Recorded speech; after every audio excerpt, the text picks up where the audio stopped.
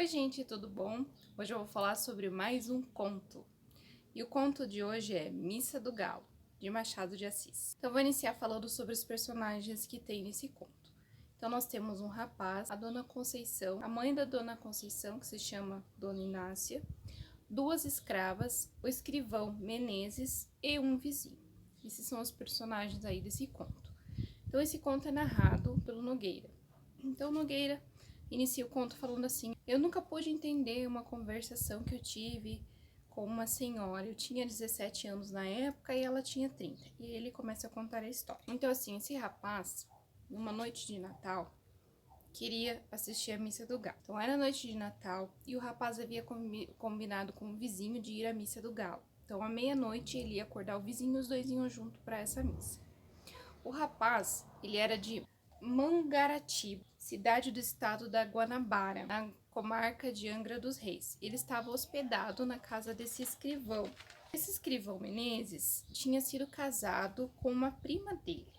E aí tinha casado novamente com essa Dona Conceição. Então ele estava hospedado lá, e lá morava a sogra desse escrivão, morava a Conceição, a esposa, e duas escravas. O rapaz vinha de Mangaratiba para morar então no Rio de Janeiro. Eles estavam morando ali no Rio de Janeiro. Ele era muito bem recebido pela família, levava uma vida tranquila, não tinha muitos amigos, passeava um pouco e tudo era muito tranquilo por ali. E ele fala que era uma casa meio mal assombrada, mas não tem nada de assombrado ali no conto em si. Ele só cita que seria uma casa meio que mal assombrada. Eu retirei esse conto desse livro aqui. As pessoas daquela casa tinham o hábito de ir às 10 da noite para a cama, 10h30, a casa toda já estava silenciada, todos já haviam dormido. O Menezes tinha o hábito de uma vez por semana ir ao teatro. E o rapaz nunca tinha até então ido ao teatro, e toda vez ele falava: ai, quero ir junto no teatro, Menezes, e tal. E o Menezes fazia de conta que não tinha escutado, as escravas davam risada, a sogra dava uma entortada na cara, e ele foi, passando tempo até que ele se tocou o que era aquela situação. Menezes não ia no teatro coisa nenhuma. Menezes tinha um caso, né? Então ele ia encontrar com a amante e posava fora uma vez por semana. Então todo mundo sabia, mas fazia de conta que não sabia que ele estava indo realmente ao teatro, né? A peça que ele via era outra. A esposa, essa Dona Conceição, no começo não tinha gostado da história, depois foi aceitando e por último até achava que era direito o marido fazer aquilo.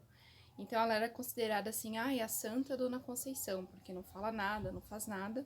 E era tudo em nome do, ai, as aparências, né? Vamos manter as aparências de que tá tudo bem. Bem forte da narrativa de Machado de Assis sempre trazer essa história de as pessoas fazerem de conta que tá tudo bem, aquela questão de manter sempre as aparências, né? Então a gente tem nesse conto a mesma situação. Faz de conta que tá tudo bem, que meu marido tá indo ao teatro, mas não tá. Tava metendo-lhe os cornos mesmo. Aí assim, esse jovem descreve essa senhora como assim, ah, ela não era nem bonita, nem feia. Não era uma pessoa assim muito...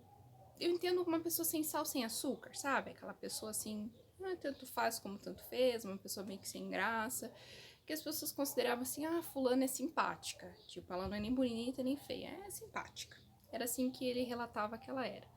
Além de uma santa por aceitar tudo aquilo. Aí naquela noite de Natal, o escrivão vai pro teatro, né? Também. Nem na noite de Natal ele deixava de ir encontrar com sua amante. E o rapaz, então, tinha combinado com o vizinho, ó, vamos na missa, ah, beleza. Meia-noite eu te chamo lá, te acordo. E ele resolveu esperar acordado. Ele foi pra sala, a galera foi dormir. E aí a Dona Inácia falou, escuta, mas você vai ficar esperando até a meia-noite? O que você vai ficar fazendo até meia-noite aí? Ah, Dona Inácia, eu vou ficar lendo aqui. Aí a senhorinha lá foi dormir e ele lá ficou na sala lendo. Ele estava lendo Os Três Mosqueteiros, de Alexandre Dumas. Estava lá, muito entretido com a leitura, estava dentro do livro praticamente, como ele relata que ele estava no cavalo lá junto com o D'Artagnan, enfim, estava envolvido com os personagens e com o livro. E aí ele vê que o relógio bate, deu 11 horas, ele nem tinha visto que passou rápido a hora, mas não foi nem aquilo que tirou ele, que distraiu ele da leitura. Foi passos que ele ouviu ali. Aí no que ele nota era a Dona Conceição, que está se chegando até a sala onde ele está. Aí ela chega pra ele, escuta, não foi ainda pra missa? Ele, não, ainda não, não é meia-noite. E ela fala, nossa, que paciência, ficar aí esperando até da meia-noite. Daí ela entra na sala, só com um roupão, daí ele fecha o livro, daí começa a conversar com ela, que ela se senta ali de frente pra ele. Aí ele fala assim, ai, nossa, por acaso eu acordei a senhora, né, fazendo barulho. Ela, que nada, acordei por acordar mesmo. Aí ele dá uma olhada pra ela assim, fala, pensa consigo mesmo, nossa, mas ela tá com cara de que nem dormir, não dormiu, né? Daí eles começam a papear, tal, daí começam a conversar sobre livros, enfim, aí ela inclina a cabeça, meio que vai cerrando os olhos, ele pensa assim que tá aborrecendo ela com aquela conversa. Aí ele faz menção de se retirar e ela fala, não, não, fica aí, ainda não deu horário, ainda é 11h30, daí começa a engatar ali assunto, né? Ah, então, e você ficar acordado aí a noite inteira, no outro dia como é que você fica? Fica bem, não fica com sono e tal? É capaz de não dormir de dia? Daí ele fala, ah, eu já tenho feito isso. Daí ela diz, eu não, se eu perco a noite de sono, no outro dia eu tô que eu não me passo. Meia hora eu tenho que passar pelo sono, mas também eu já tô velha. Aí ele fala, que velha nada, dona Conceição. Aí ela sorri, fica tudo, ai meu Deus, ele acha que eu não sou velha, né? Fica se achando ali, né? Com aquele elogio e tal. No dia a dia ela tinha costumes mais tranquilos e tal. E ali naquele momento que ela tá com ele, ela se ergue, começa a caminhar pela sala, vai perto do gabinete do marido e tal. Aí ele começa a reparar no jeito que ela anda, no jeito que ela é e tal, fica olhando pra ela. Aí ele de novo comenta sobre a missa, né, que ele tá ansioso pra assistir a missa do galo na corte. Ela fala, ai, a missa é igual tantas outras, não tem nada de diferente. Daí ela se inclina sobre a mesa, e aí no que ela se inclina, a manga do roupão se, né, desliza e aparece os braços, e ele vê os braços dela e começa a reparar naqueles braços, naquelas veias. E aquilo, aquelas atitudes dela, ela em si, começa a distrair ele muito mais do que aquele livro que ele estava lendo anteriormente. Então ele fica animado ali com ela, né? Fica tão empolgado que algumas vezes ele começa a falar até um pouco alto, e aí ela começa a repreender ele, fala baixo, vai acordar minha mãe e tal. Aí um trecho aqui, papo vai, papo vem, ela me solta uma dessa. Há ocasiões em que eu sou como mamãe, porque ela fala assim que é pra ele falar baixo, várias vezes ela repreende ele, que ele tá falando muito alto. Ele fala assim, ai, se minha mãe perde o sono, ela já não consegue dormir de novo, né? Daí ela fala, há ocasiões em que eu sou como mamãe, acordando, custa-me dormir outra vez, rolo da cama, à toa. Levanto-me, acendo a vela, passeio, torno a deitar-me e nada. Aí ele fala, foi o que lhe aconteceu hoje, né? Ele fala essa afirmação, ela, não, não, atalhou ela. Aí ele diz assim, não entendi a negativa. Ela pode ser que também não a entendesse. Então não caiu a ficha dele de que nem sequer ela dormiu, porque, né, ela tava esperando, eu, né, entendi que ela ficou esperando a galera toda dormir pra ir lá dar uma passeada na sala e uma conversada com ele, que ela fez de propósito de esperar de geral sair e ficar lá sozinha com ele. E ele não se tocou disso. Aí eles reataram o papo. De repente, rolava aquele silêncio constrangedor. Mas não era só o silêncio constrangedor. Ela ficava encarando ele. Ela ficava encarando, dava uma apertadinha nos olhos, como se fosse fechar. Aí ela meio que fechava o olho, dava uma. Daí abria de leve os olhos, meio que pra ver melhor, né?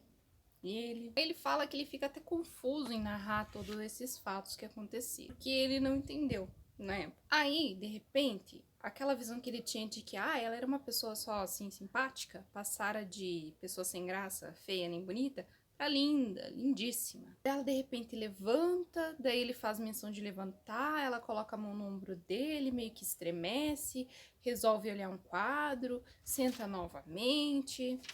Ela começa a falar dos quadros, tal, ficam de novo naquele silêncio, e aí ela não tá mais encarando ele, ela tá olhando pra parede, fica aquele silêncio constrangedor, e é um silêncio tão grande que ele começa a escutar até o barulho de um rato que tá lá dentro do gabinete. Ele quis até comentar, olha só, tô escutando o rato roendo lá, mas resolveu ficar quieto. Aí de repente uma pancada forte na janela, missa do galo, missa do galo. Eis o vizinho que veio chamar ele que ia chamar o vizinho. Aí ela fala assim pra ele, olha só, você que ia chamar ele, veio ele que te chamar, e aqui te chamar, e por culpa minha e tal. Ela fala assim, ai, vai pra missa, tal, adeus, tal, e vai se arrastando o chinelinho corredor adentro e vai pro quarto. Ele vai pra missa com o vizinho, mas prestar atenção na missa que é bom nada, né? E o padre lá falando, e ele vendo a mulher na frente, e vendo o rosto dela, enfim, fica só lembrando dela na missa inteira. Na manhã seguinte, no horário do almoço, ele tá lá todo empolgado, contando da missa, quem que tava, quem que não tava, o que aconteceu. E ela tá ali, taciturna, não tá dando muita bola pra ele, não. Durante o dia, ela apareceu como sempre era antes, natural, benigna, na dela. As atitudes dela não lembravam nada a atitude que ela tinha tido naquela noite de estar ali junto com ele conversando. Muito que bem. Ele volta lá para a cidade dele. Aí ele volta em março para o Rio de Janeiro. Quando ele volta para o Rio de Janeiro, esse escrivão, esposo da Conceição, havia morrido de o que hoje a gente consideraria como um derrame, um AVC, que é chamado no livro como apoplexia. Ela então casou com outra pessoa, mudou de casa, casou inclusive com um escrevente juramentado do marido dela, desse marido que faleceu. E ele nunca mais a viu. E assim terminou esse conto. Então temos a narração desse jovem aí no conto, falando o que aconteceu com ele e que ele não entendeu o que aconteceu naquela época. E ele vai nos levando até aquela noite de Natal, que ele está aguardando por um momento tão ansioso de assistir a Missa do Galo. E então uma outra coisa acontece ali que dá outra empolgação até mais do que essa missa, que é essa conversa com essa senhora.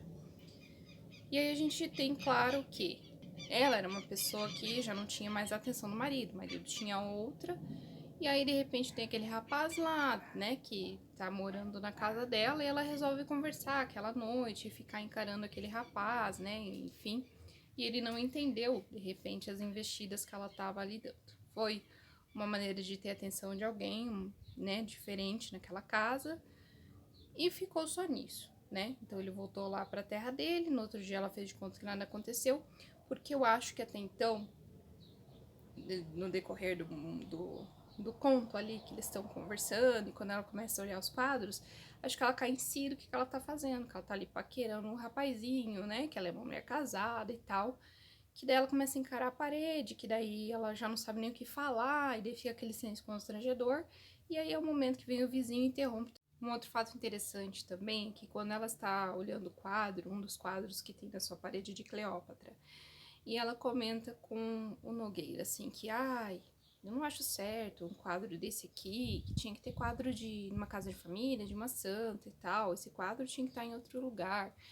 Então, tudo tem que se manter as aparências de que está tudo bem, que aquela é uma casa de família, que, né, aquela família conservadora, só que na noite de Natal o marido dela tá onde? Tá com outra. E ela tá ali tentando, querendo, de repente, também a companhia de um outro homem. Então, é uma insinuação de quase um adultério da parte dela que não acontece também. Porque ela tem as situações sociais da época, né? Ela está reprimida. Ela tem que manter as aparências sociais de que tá tudo bem, de que aquela família tá tudo bem, quando não está. E aí a maneira dela é aquela de estar ali com o rapaz, tentando ter a atenção de alguém naquele momento. Espero que vocês tenham gostado desse conto e até o próximo.